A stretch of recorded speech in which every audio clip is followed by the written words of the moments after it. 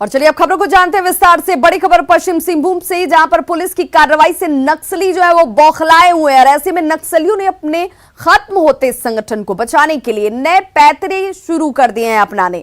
नक्सलियों ने सारंडा के इलाके के सभी ग्राम प्रधानों को पत्र लिखकर हर गांव से 10-10 युवक और युवतियों की मांग की है।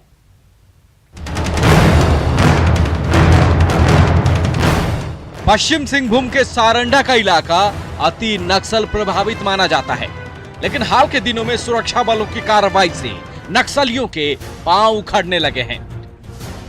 नक्सलियों के सामने अपने संगठन को बचाने की चुनौती खड़ी हो गई है।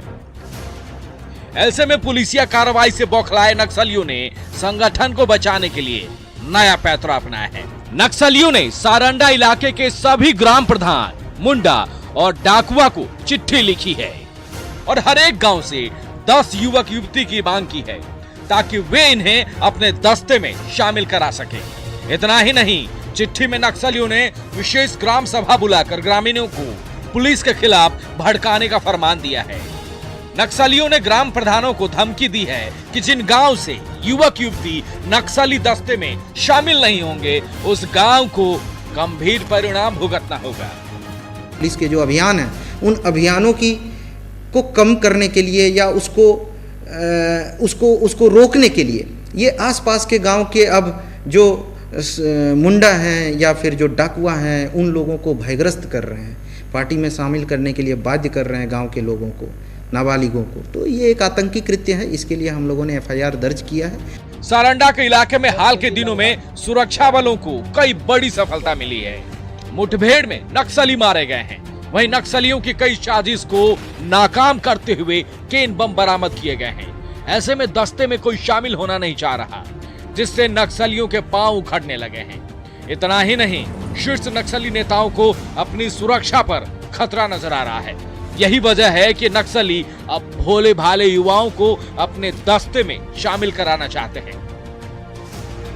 इनके जो कैडर हैं उनके कैडर में अविश्वास पैदा हो गया है, वो अब ज्वाइन नहीं करना चाहते हैं, जिसके कारण से इनका जो संगठन है उनका अस्तित्व खतरे में है। साथ ही साथ मिसिर बेसरा और प्रशांत बोस जैसे जो शीर्षस्थ जो इनके कमांडर हैं वो उनका जो सुरक्षा अब खतरे में आ गई है लगातार अभियान के कारण। तो उनकी सुरक्षा को सरजामबुरु और संगाजाटा क्षेत्र में बनाए रखने के लिए ये आसपास के क्षेत्र में जो है एक बफर जोन बना के रखना चाहते हैं।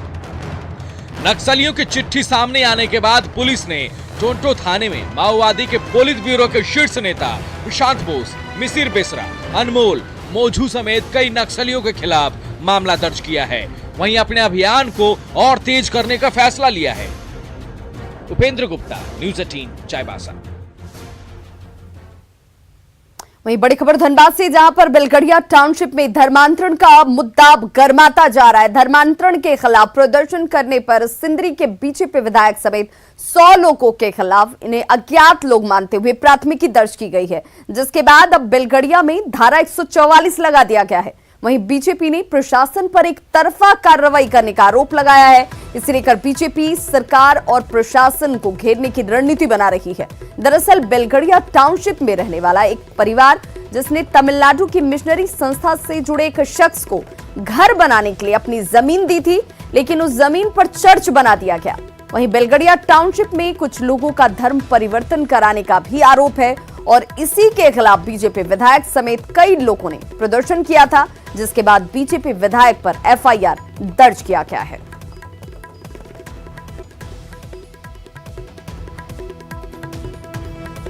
तो प्रशासन पर एक तरफा कार्रवाई का आरोप बीजेपी की तरफ से लगाया जा रहा है। कहा जा रहा है कि देखिए, विधायक समेत 100 अज्ञात लोगों के खिलाफ जो मामला दर्ज किया गया है उसमें दोनों पक्षों को नहीं सुना गया, नहीं देखा गया और क्या कुछ आधार है जिस पर विरोध किया जा रहा है, और ऐसे में सीधे सीधे धर्मांतरण कानून के साथ यहां पर मजाक हो रहा है।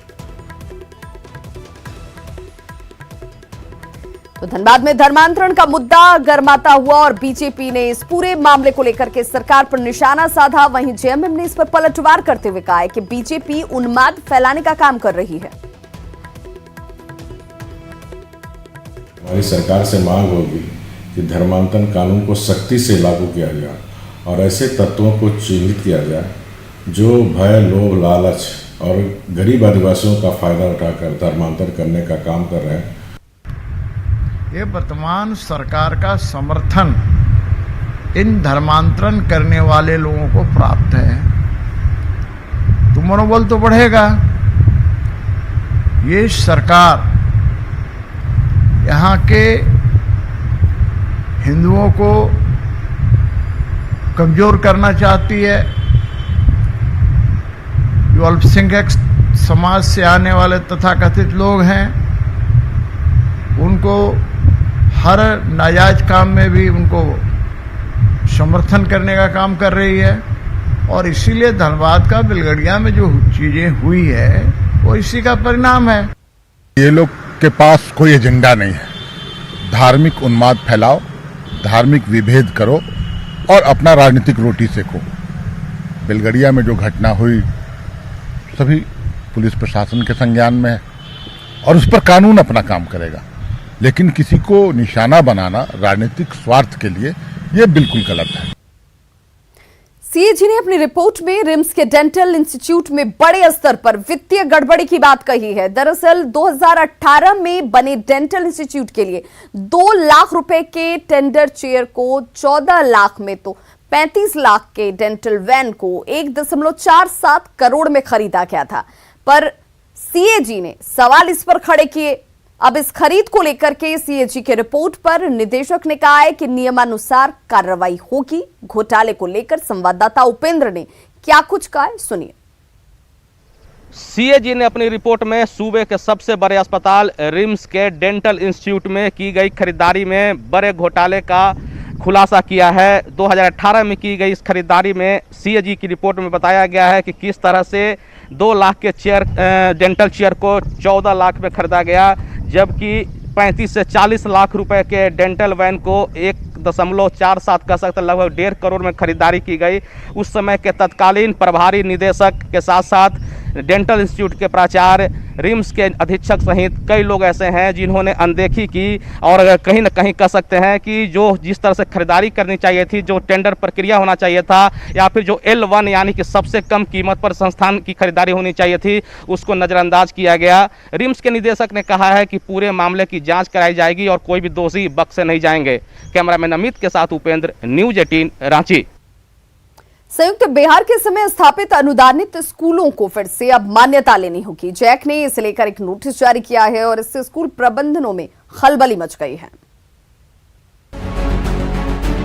कोरोना संकट के बीच राज्य के गैर सरकारी माध्यमिक स्कूल और इंटरमीडिएट कॉलेजों की परेशानी बढ़ गई है। झारखंड एकेडमिक काउंसिल द्वारा जारी नोटिस से ऐसे स्कूल कॉलेज का अस्तित्व खतरे में आ गया है। संयुक्त बिहार के समय झारखंड में स्थापित ऐसे स्कूलों को अब फिर से मान्यता लेनी होगी। शिक्षा विभाग के निर्देश पर जैक ने राज्य के सभी ऐसे स्कूलों को नोटिस जारी करते हुए 2008 में बने नियमों का पालन नहीं करने पर ऐसे स्कूलों के बच्चों को मैट्रिक इंटर परीक्षा में सम्मिलित नहीं करने की चेतावनी दी है।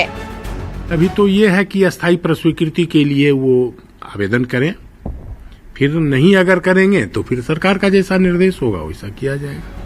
राज्य भर में ऐसे स्कूलों की संख्या 1200 के करीब है, लेकिन मान्यता के लिए इन नियमों का पालन करना होगा।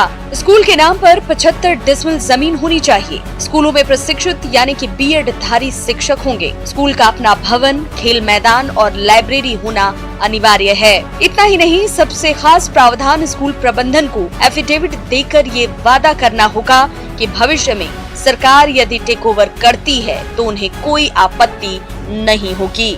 टोटल 1200 विद्यालय हैं, जिन सारे को नोटिस भेजा गया है। ये सारे बच्चे सड़क पर आ जाएंगे। इन बच्चों का दोहन इतना होगा कि त्राहिमाम करने लगेंगे।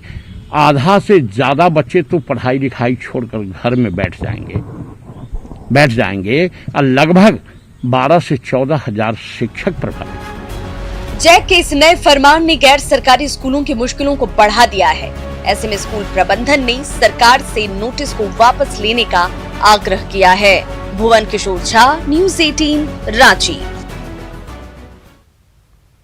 देश में चीनी सामानों के बहिष्कार का असर रांची के उन कारोबारियों पर भी हुआ है जिनका व्यवसाय ही पूरी तरह से चीनी सामानों पर आधारित था, यानी कि चीनी सामानों को ही वो बेच रहे थे। लेकिन चीनी सामानों के बहिष्कार और व्यापार में गिरावट के बाद भी ये व्यापारी खुश हैं। देश को सर्वोपरि बताकर व्यवसायी अब स्वदेशी व्यापार करने की तैयारी में है। रांची के डेली मार्केट के दुकानदारों से बात की संवाददाता संजय कुमार ने। भारत चीन सीमा पर तनातनी के बाद चीनी सामानों के बहिष्कार की जैसे होड़ लग गई है। हम इस समय खड़े हैं रांची के डेली मार्केट में। ये वही बाजार है जहां से पूरे रांची में चीनी सामानों की थोक एक तरह से कह सकें सप्लाई होती है, और हम यहाँ बात करेंगे कि आखिर बिक्री किस तरह प्रभावित हुई है लोगों से। क्या बिक्री पर क्या असर है? सर, बिक्री पर तो असर है ही हमारे यहाँ, लेकिन उससे भी बड़ा हमारा देश होता है।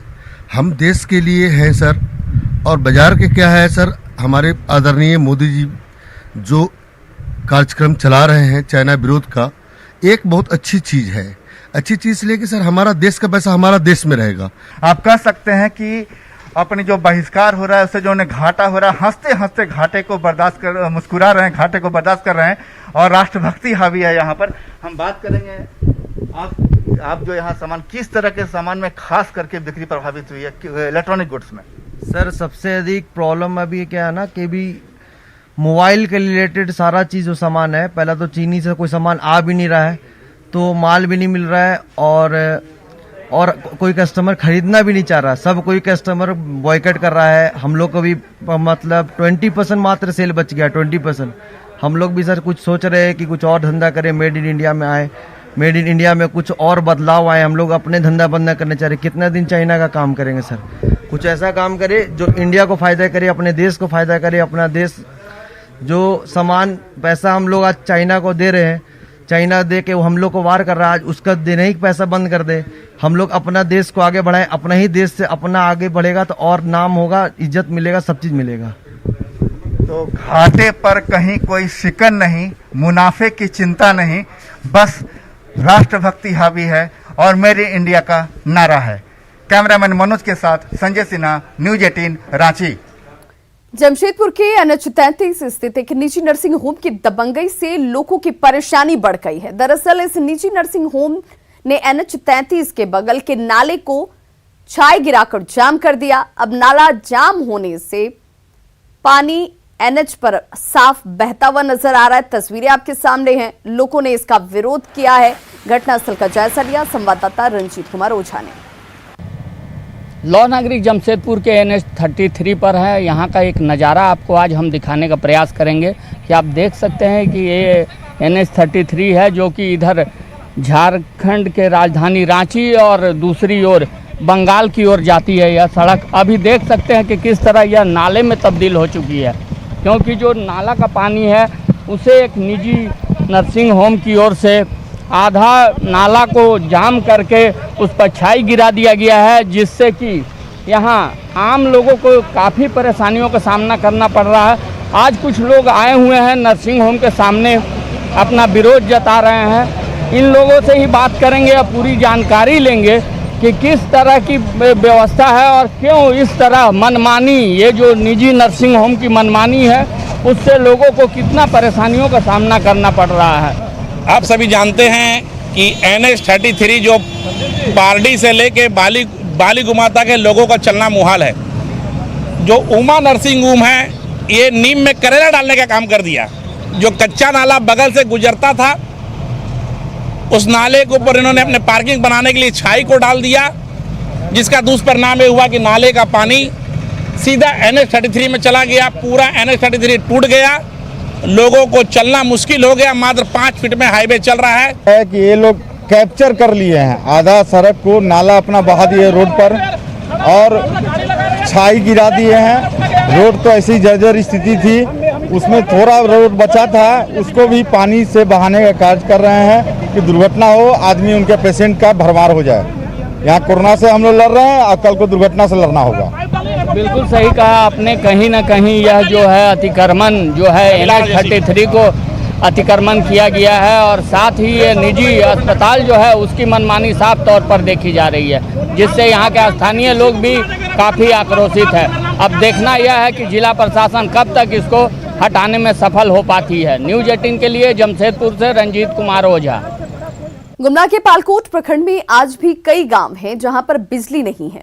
हालांकि 3 साल पहले कई गांवों में बिजली के पोल, ट्रांसफार्मर और तार जरूर लगाए गए थे, पर सब सिर्फ दिखावा बनकर रह गया। बिजली के ये पोल बस नाम भर के हैं। इन तारों में आज तक करंट सप्लाई नहीं हुई है। हालांकि डीसी ने ये भरोसा जरूर दिलाया कि ग्रामीणों की समस्याएं जल्द दूर की जाएंगी और हर गांव तक बिजली पहुंचाई जाएगी।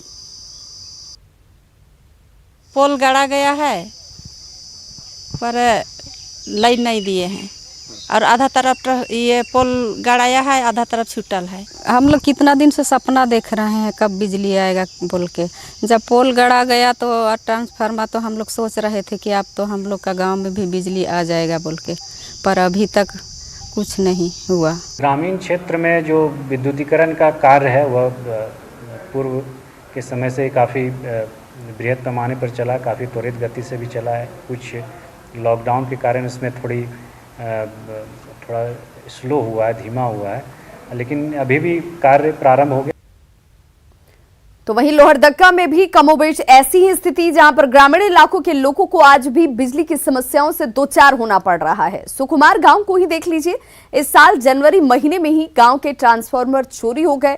6 महीने में कई बार लोगों ने ट्रांसफार्मर बदलने को लेकर के बिजली विभाग को आवेदन दिया, पर अब तक इसको लेकर कोई पहल नहीं की गई। राज्य में 3 सालों के भीतर विवेकानंद स्मृति पार्क की हालत खराब हो चुकी है। 2 करोड़ की लागत से 2017 में यह पार्क बनाया गया, लेकिन आज हालत इसकी इतनी जर्जर है कि इसे देखकर आप पार्क बिल्कुल नहीं कहेंगे। निगम आयुक्त का कहना है कि पार्क की बदहाली देखते हुए इसके मेंटेनेंस की योजना बनाई जा रही है ताकि इसे फिर से दुरुस्त किया जा सके।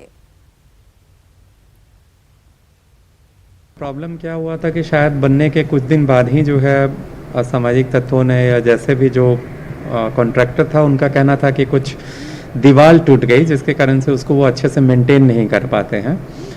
और साथ में उनके द्वारा एक वुडन स्ट्रक्चर भी वहाँ पे बना लिया गया था जिसमें कुछ होटल्स टाइप का था, तो उस पर हम लोगों ने आपत्ति करके उनका जो मेंटेनेंस का कॉन्ट्रैक्ट था उसको रद्द किया है और अभी फिलहाल नए मेंटेनेंस एजेंसी के लिए चयन की प्रक्रिया। पाकुड़ के लिट्टीपाड़ा में लैंपस में ताला लटका है। सरकार ने लैंपस के जरिए किसानों को बीज बांटने का निर्देश दिया है, लेकिन लिट्टीपाड़ा के करमाटाड़ पंचायत का लैंपस अब तक नहीं खुला। तस्वीरें देखिए, यहाँ पर ताला लटका हुआ है। चारों ओर झाड़ियां जो हैं वो आपको इस लैंपस के नजर आएंगी। जहां पर किसानों को बीज बांटा जाना था वो खुद किस बदहाल स्थिति में है। जायजा लिया संवाददाता कुंदन ने। लिट्टीपाड़ा का एक लैंप्स का नज़ारा दिखाना चाहेंगे कि किस तरह से लैंप्स का जो भवन बना हुआ है उसमें ताला लगा हुआ है और स्थानीय लोगों के मुताबिक यह भवन कभी खुला ही नहीं है। हम उस नज़ारा को दिखाना चाहेंगे कि देखिए किस तरह से जो झाड़ जंगल है वो भवन में अपना बिल्कुल घर बना लिया है। अब इस भवन तक जाने के लिए पहले झाड़ जंगल को साफ करवाना होगा और तभी लोग घुस पाते हैं। भवन में ताला लगा हुआ है और इसके चारों बगल पूरी तरह से झाड़ जंगल उग चुका है। सरकार कह रही है कि लैंप्स के थ्रू जो है वो धान का बीज का वितरण किया जाएगा, किसानों को उसके नज़दीकी लैंप्स केंद्र से धान मिल जाएगा, लेकिन लिट्टीपाड़ा प्रखंड के करमाटाड़ लैंप्स में जो है वो ताला लगा हुआ है, वो खुला ही नहीं है और अब तक कोई भी ऐसा प्रयास नहीं किया गया है ताकि यहाँ पर ये लैंप्स का जो कार्यालय है वो खुले।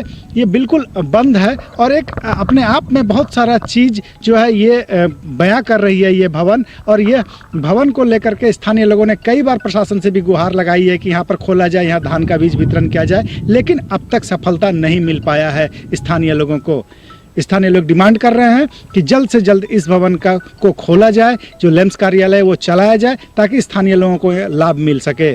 कुंदन कुमार, न्यूज़ 18 पाकुड़। तो खबरों का सिलसिला लगातार जारी, आप देखते रहिए न्यूज़ 18 बिहार झारखंड।